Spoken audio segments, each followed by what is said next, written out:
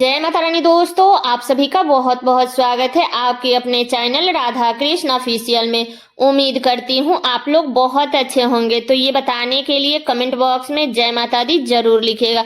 तो चलिए दोस्तों, आज हम इस वीडियो में करवा चौथ व्रत की कथा सुनेंगे और साथ में गणेश जी की भी कथा सुनेंगे, क्योंकि करवा चौथ का जो व्रत है वो कार्तिक मास के कृष्ण पक्ष के चतुर्थी तिथि के दिन करवा चौथ का व्रत किया जाता है, जो कि अब की बार साल 2024 में 20 अक्टूबर को पड़ा है। दिन है रविवार।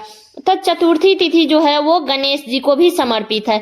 तो इसमें गणेश जी की भी कथा या कहानी आपको जरूर सुननी चाहिए। तो आप लोग कथा पूरा जरूर सुनिएगा। तो बता दूं कि हर सुहागिन महिला अपने अखंड सुहाग के लिए, अपने पति के लंबे आयु के लिए करवा चौथ का व्रत करती है। तो ये जो व्रत है ना, वो भिनसार में सरगी खा के इस व्रत को रखा जाता है और शाम में चंद्रदेव को अर्घ्य दे करके और इस व्रत को खोला जाता है। तो ये 12 या 14 घंटा का व्रत होता है। तो इसमें कथा सुनना या पढ़ना बहुत ही आवश्यक होता है। तो जब आप लोग शाम में विधि विधान से पूजा पाठ कर लेते हैं, इसके बाद आपको वहीं पे बैठ करके कथा जरूर सुननी चाहिए। तो चलिए कथा सुनते हैं। पौराणिक कथा के अनुसार, पुराणों के अनुसार करवा नाम की एक पतिव्रता धोबन अपने पति के साथ तुंगभद्रा नदी के किनारे स्थित गांव में रहती थी। उसका पति बूढ़ा और निर्बल था।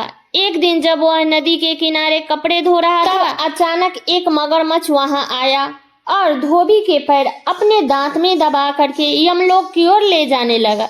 वृद्ध पति यह देख करके घबरा गया और जब उससे कुछ कहते नहीं बना तो अपने करवा करवा कहकर अपनी पत्नी को पुकारने लगा।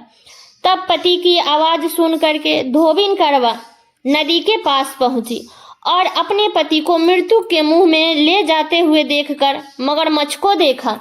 तब करवा ने तुरंत एक कांचा धागा लेकर मगरमच्छ को एक पेड़ से बांध दिया। करवा के सतीत्व के कारण मगरमच्छ कच्चे धागे में ऐसा बंधा कि मगरमच्छ टस से मस नहीं हो पा रहा। तब करवा के पति और मगरमच्छ दोनों के प्राण संकट में फंसे थे। तब करवा ने यमराज को पुकारा और अपने पति को जीवन दान देना और मगरमच्छ को मृत्यु दंड देने के लिए कहा। तब यमराज वहां प्रकट हुए और यमराज ने कहा, मैं ऐसा नहीं कर सकता, क्योंकि मगरमच्छ की आयु अभी शेष है और तुम्हारे पति की आयु पूरी हो चुकी है।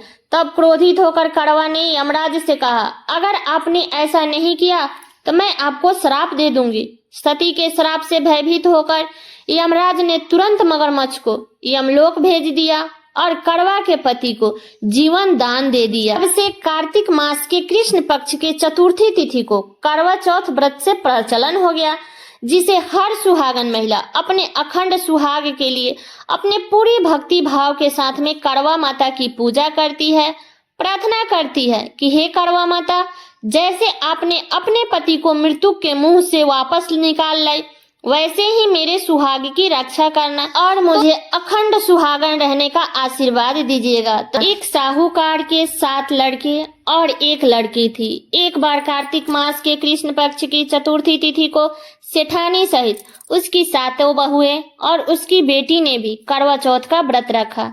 रात्रि के समय में जब साहूकार के सभी लड़के भोजन करने बैठे तो उन्होंने अपनी बहन को भी भोजन करने के लिए कहा।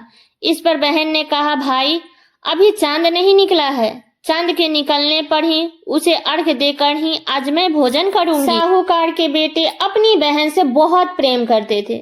उन्हें अपनी बहन की भूख से व्याकुल चेहरे देखने से बेहद दुख हुआ।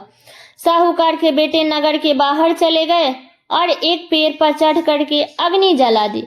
घर वापस आकर के उन्होंने अपनी बहन से कहा, देखो बहन, चांद निकल आया है, अब तुम अर्घ्य दे करके भोजन ग्रहण कर लो। तब साहूकार की बेटी ने अपने भाभियों से कहा, देखो चांद निकल आया है, तुम लोग भी अर्घ्य दे करके भोजन कर लो। तब ननद की बात सुन करके भाभियों ने कहा, बहन अभी चांद नहीं निकला है, तुम्हारे भाई धोखे से अग्नि जला करके उसके प्रकाश को चांद के रूप में तुम्हें दिखा रहे हैं। तब साहूकार की बेटी अपनी भाभियों की बात को अनसुनी करते हुए भाइयों द्वारा दिखाए गए चांद को अर्घ्य दे करके भोजन कर लिया। इस प्रकार करवा चौथ का व्रत भंग करने के कारण विघ्नहर्ता गणेश जी साहूकार के लड़की पर क्रोधित हो गए। गणेश जी की क्रोधित के कारण उस लड़की के पति बीमार पड़ गया और घर में बचा हुआ सारा धन उसके बीमारी में लग गया। साहूकार की बेटी को जब अपने किए हुए दोषों का पता लगा तो उसे बहुत पश्चाताप हुआ। तब उसने गणेश जी से क्षमा प्रार्थना की और फिर से विधि विधान से विधि पूर्वक चतुर्थी का व्रत शुरू कर दिया और उसने उपस्थित सभी लोगों का श्रद्धा अनुसार आदर किया और तदुपरांत उनसे आशीर्वाद ग्रहण किया। इस प्रकार उस लड़की की श्रद्धा भक्ति को देख करके विघ्नहर्ता गणेश जी उस पर प्रसन्न हो गए और उसके पति को जीवन दान प्रदान किया और उसे सभी प्रकार के रोगों से मुक्त करके धन संपत्ति और वैभव से युक्त कर दिया। इस प्रकार यदि कोई भी छल कपट अंधकार लोभ लालच को त्याग करके श्रद्धा और भक्ति भाव पूर्वक चतुर्थी का व्रत पूर्ण करता है तो वो जीवन के सभी प्रकार के दुखों और कलेशों से मुक्त होता है और सुखमय जीवन व्यतीत करता है। तो ये थी करवा चौथ माता की कथा।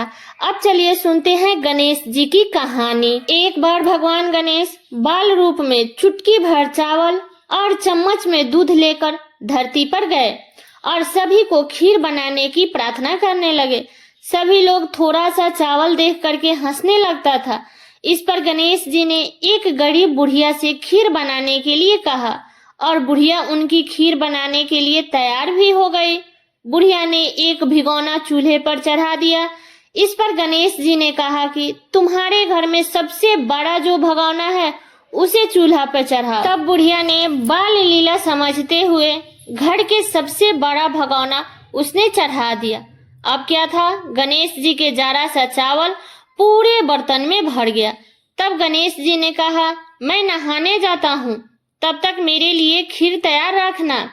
इतने में बुढ़िया माई की गर्भवती बहू को लालच आ गया और उसने खीर चख लिया और कटोरा छुपा दिया। इसके बाद जब बुढ़िया माई ने गणेश जी को आवाज लगाई, आजा रे गणेशया खीर खा ले, आजा रे गणेशया खीर खा ले, तभी गणेश जी वहां आ पहुंच गए और बोले कि मैंने तो खीर पहले ही खा लिया। तब बुढ़िया माई पूछा कि तुम खीर कब खाए? तब गणेश जी बोले कि जब तेरे पोते और बहू ने खाई तभी मेरा पेट भर गया। यह देख करके बुढ़िया माई बहुत शर्मिंदा हुई, लेकिन गणेश जी ने कहा कि इस खीर को सभी को खिला देना और जो खीर बच जाए तो उसे जमीन में गाड़ देना। बुढ़िया माई ने पूरा ऐसा ही किया जैसे गणेश जी ने बताया और अगले दिन खीर वाली जगह से उसे सोना चांदी मिला। गणेश जी के कृपा से बुढ़िया बहुत प्रसन्न हुई। तो हे गणेश जी महाराज, आपने जैसा फल बुढ़िया को दिया वैसे ही हम सबको देना। कथा कहने वाले को, हुंकार भरने वाले को और आसपास में बैठ करके सुनने वाले को, सबके जीवन में उनका भंडार भरे रहना, उनका सुखमय जीवन व्यतीत करना।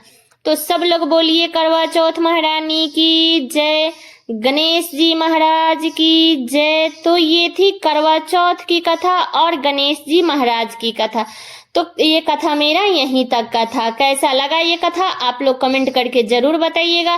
चैनल पे नए आए हैं तो सब्सक्राइब कर लीजिएगा, बेल आइकन को प्रेस कर दीजिएगा जिससे मेरे वीडियो का नए नोटिफिकेशन आप सभी के पास में सबसे पहले पहुंचे।